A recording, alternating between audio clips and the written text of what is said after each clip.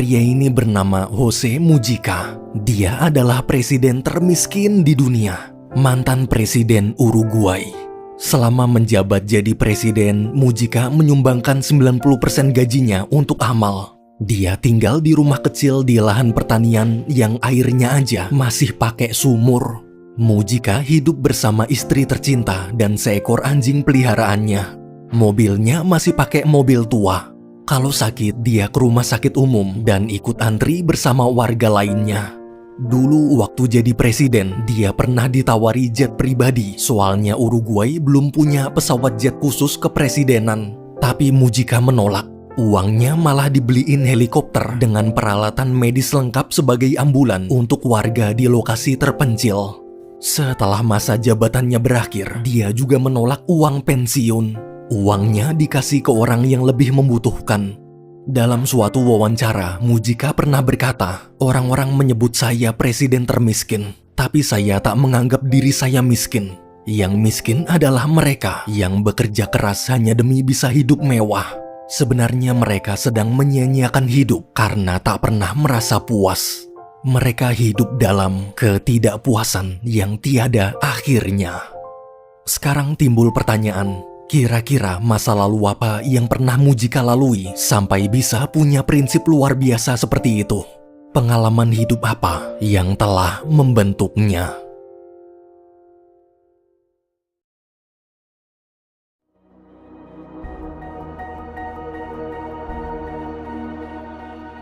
Pada tahun 1973, setelah militer mengambil alih pemerintahan atau kudeta, negara Uruguay yang tadinya demokrasi kini berubah jadi diktator.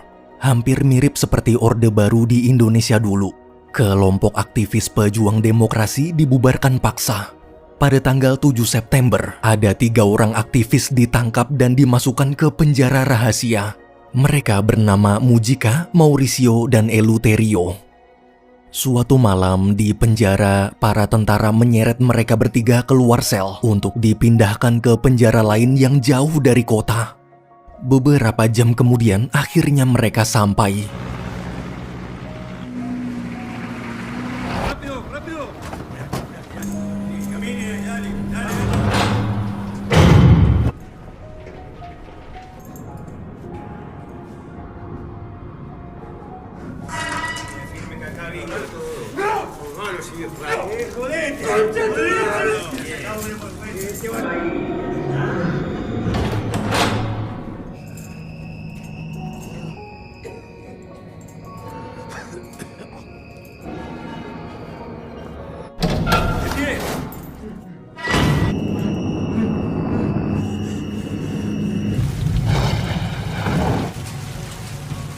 Semalaman itu mereka hanya boleh berdiri di pojokan sel.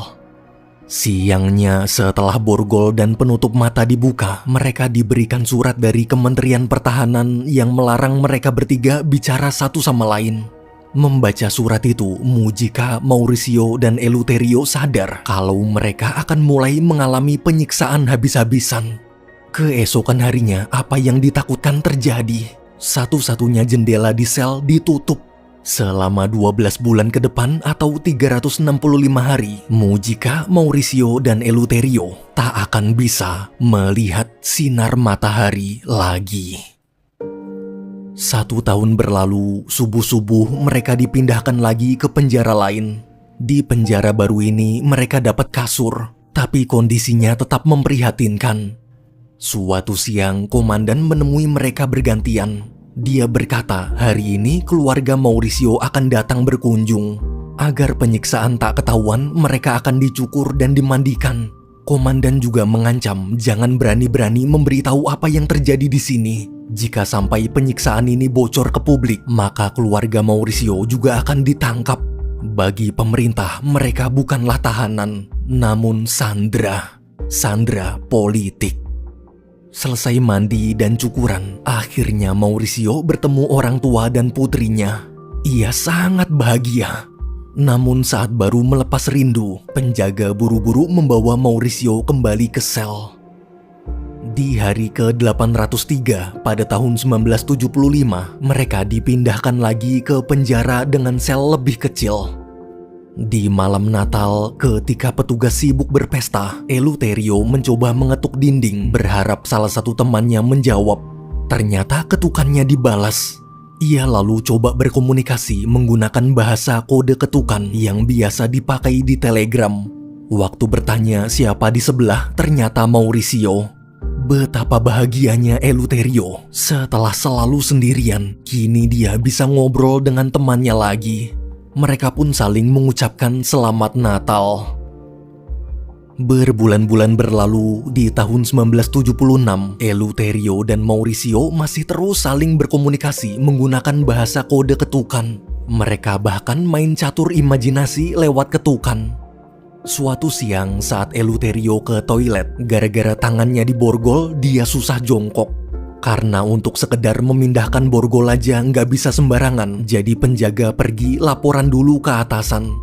Ketika melihat sobekan koran dari tempat sampah, Eleuterio diam-diam memasukkannya ke kantong celana. Tak lama kemudian atasan datang. Atasan juga nggak berani mindahin borgolnya dan malah laporan ke letnan.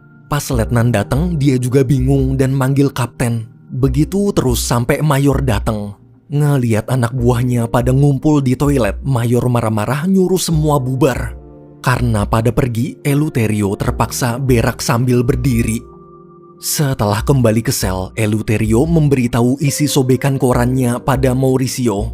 Di saat kedua rekannya asik ngobrol, Mujika yang ditahan di sel terpisah terlihat mulai depresi. Dia bahkan berhalusinasi melihat ibunya di jendela. Namun ternyata hubungan batin antara ibu dan anak memang kuat. Di luar penjara, kebetulan ibu Mujika benar-benar datang ingin menjenguk anaknya. Sayangnya dia tak diizinkan masuk. Keesokan malamnya, mereka dipindahkan lagi ke penjara lain. Di penjara baru ini, meski dapat sel luas, para tentara tetap membatasi pergerakan mereka.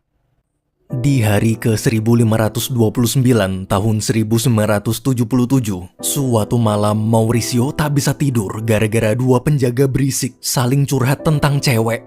Mauricio yang muak berkata, "Nggak usah basa-basi, kalau emang suka kirim aja surat cinta, biar dia bantu nulis." Petugas yang tertarik langsung ngasih kertas. Mauricio pun mulai merangkai kata-kata romantis. Keesokan harinya, Mauricio dibawa ke kantor kepala penjara. Di sana, kepala penjara bernama Sersan Alzamora minta tolong tuliskan surat cinta juga. Minggu kemarin di pesta, dia kenalan sama cewek cantik.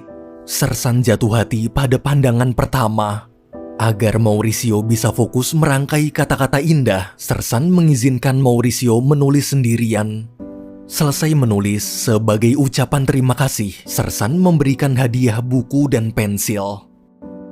Beberapa hari kemudian, Mauricio dipanggil lagi ke kantor. Sersan memberitahu berkat surat kemarin, dia berhasil ngajak si wanita kencan. Tolong tuliskan lagi surat kedua. Semenjak itu, kini suasana penjara terasa jauh lebih baik dari sebelumnya. Sersan tak hanya memberikan mereka bertiga makanan lebih banyak, tapi juga membesarkan suara radio agar mereka dapat hiburan. Sayangnya, beberapa bulan kemudian, mereka bertiga dipindahkan ke penjara lain. Siang itu, di tengah jalan, Mauricio kebelet pipis. Waktu lagi pipis, dia minta petugas, bolehkah penutup matanya dibuka sebentar aja? Karena yang mengantar anak buah Sersan, petugas pun mengabulkan permintaannya. Mauricio begitu bahagia.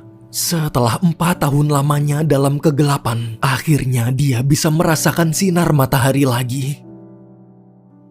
Malam hari, sesampainya di penjara baru, keadaan kembali seperti dulu. Mereka ditempatkan di sel kecil di ruang bawah tanah. Kondisi Mujika semakin depresi.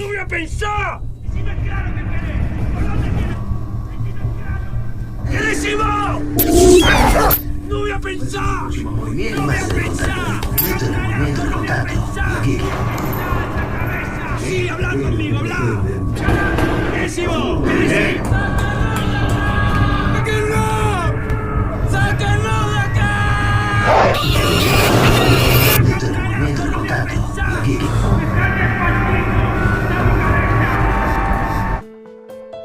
Pada tahun 1979, mereka dipindahkan lagi. Alhamdulillahnya di sel baru ini mereka dapat kasur dan jendela kecil untuk melihat keluar. Eleuterio dan Mauricio juga ditempatkan sebelahan. Mereka bisa berkomunikasi dengan kode ketukan lagi. Beberapa minggu berlalu, Eleuterio memberitahu Mauricio kalau hari ini putrinya akan berkunjung. Mauricio pun membuatkan dongeng agar temannya bisa menceritakan dongeng itu ke putrinya. 1 jam kemudian, Eleuterio bertemu putrinya. Mendengar cerita dongeng sang ayah yang sudah lama tak pernah pulang, putri Eleuterio sangat senang. Namun kunjungan itu hanya sebentar.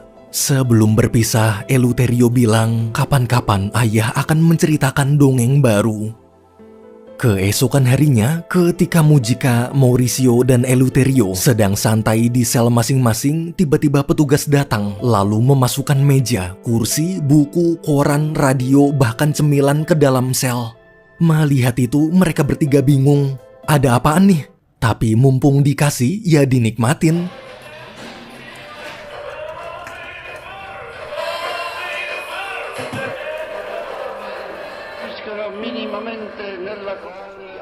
El Madrid, tocado al borde de las etapas más difíciles de su blanco Bramón, país caudillo. Luis Fletcher al mejor aula del año y sus actores Neil Bertucco se hizo con el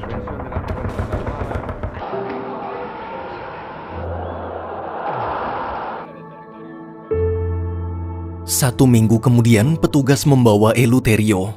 Sebelum masuk ruangan, petugas mengancam agar Eleuterio jangan bicara macam-macam. Di dalam ternyata ada beberapa anggota komite internasional sedang berkunjung memeriksa. Salah satu anggota komite bertanya, apa kondisi Eleuterio baik-baik aja? Apa selama di penjara ada intimidasi atau penyiksaan? Apa ada pelanggaran hak asasi manusia? Eleuterio hanya menjawab, dia baik-baik aja. Eleuterio pun dikembalikan ke sel lagi. Tak hanya Eleuterio, 2 temannya juga sama. Setelah interogasi selesai dan kondisi mereka bertiga dinyatakan aman, petugas mengeluarkan semua fasilitas kemarin dari dalam sel. Ternyata fasilitas itu diberikan hanya untuk mengelabui komite internasional. Keesokan harinya, Eleuterio dipanggil komandan. Komandan melemparkan sabun bertuliskan kode-kode aneh yang ditemukan petugas saat mengeluarkan fasilitas kemarin. Komandan bertanya apa arti kode-kode itu. Dengan santai, Eleuterio menjawab, cuma rumus untuk main judi. Eleuterio lalu menjelaskan arti rumusnya di atas kertas. Melihat itu, komandan berkata, harusnya dulu dia langsung menghabisinya. Komandan bahkan masih ingat hari ketika Eleuterio ditangkap.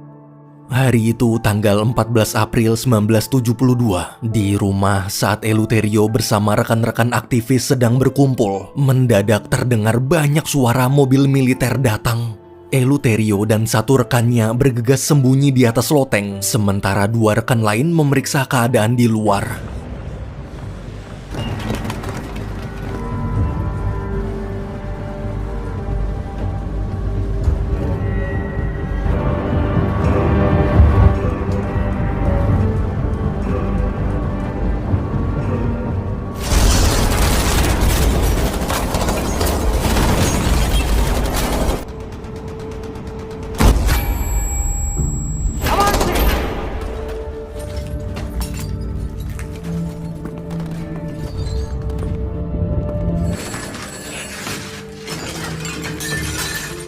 Akibat diberondong tembakan, rekan-rekan di bawah tewas.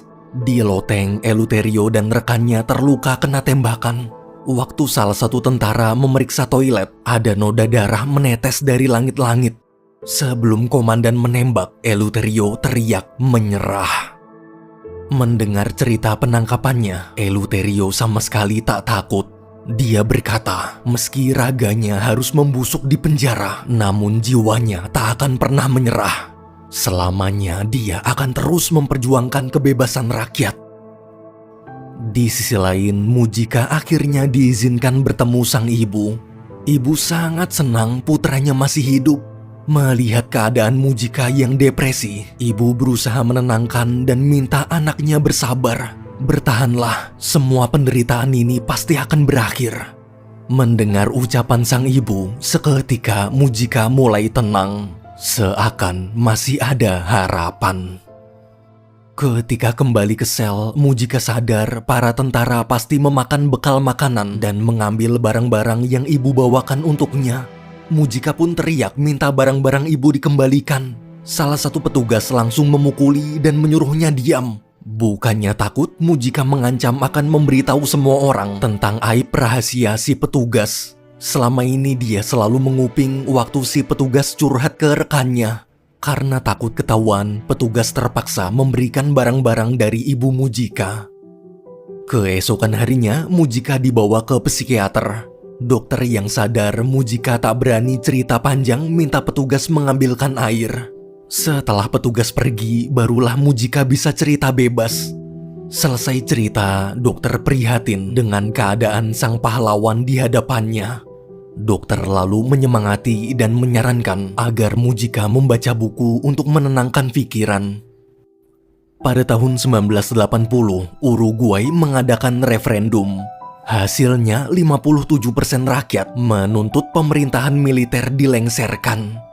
Akibat kalah suara, artinya secara bertahap ke depannya demokrasi akan hidup lagi. Waktu mendengar berita itu dari radio, para petugas marah lalu memukuli Mujika, Mauricio, dan Eleuterio. Tahun demi tahun berlalu, mereka bertiga terus dipindahkan dari penjara satu ke penjara lainnya.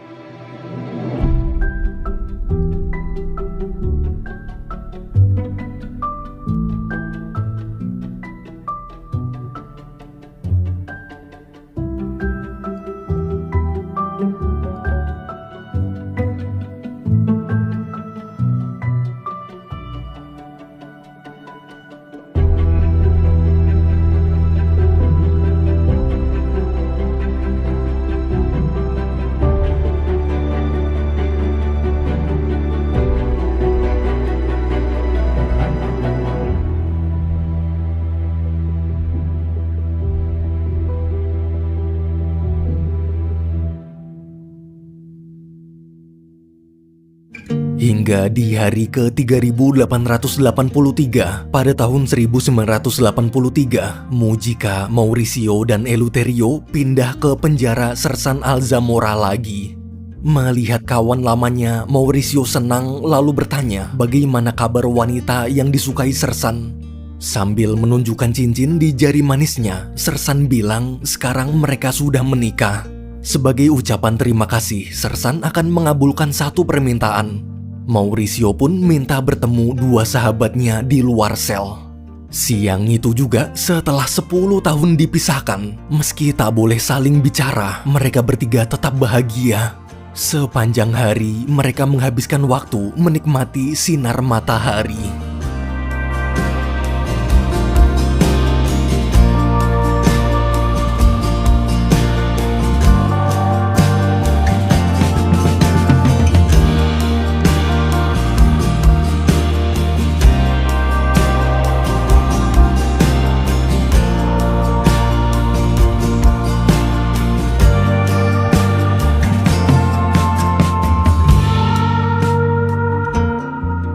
Satu tahun kemudian, di tahun 1984, mereka dipindahkan ke penjara tempat pertama kali ditahan.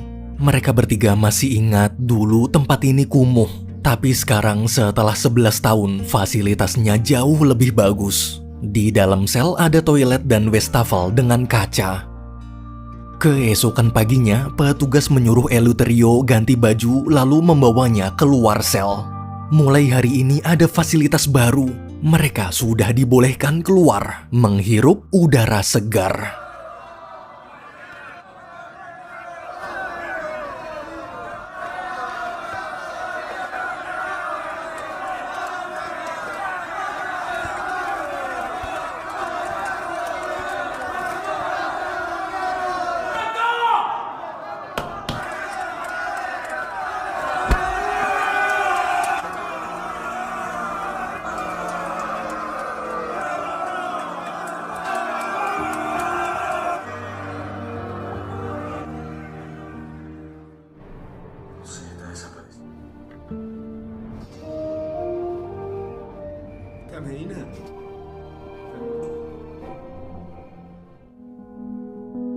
Di hari ke-4323 pada tahun 1985, Uruguay kini telah resmi berubah jadi sistem demokrasi dan memiliki presiden baru.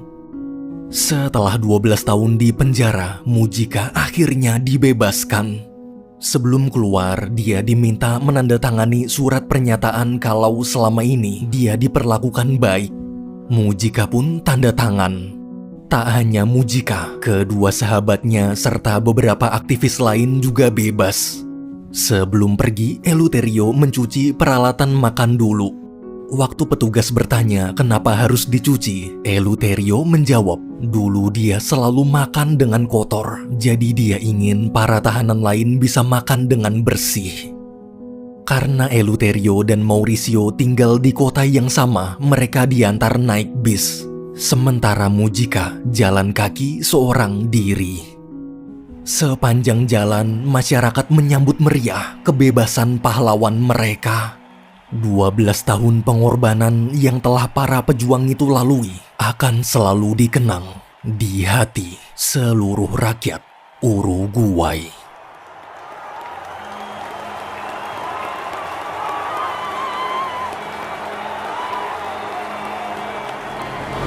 I'm getting chills when they tell me you're not yours.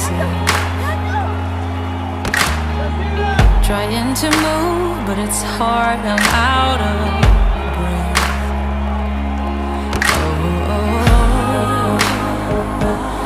Nothing belongs to you in life. Oh, the picture of you cuts like a knife. Whatever they call us, whatever they'll do, they're running in circles, circle of fools.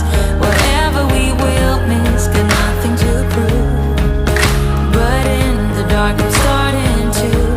Whatever they call us, whatever they'll do, we're running together, I'll be here for you.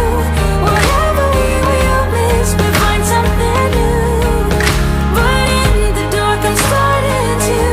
I'm missing what's you.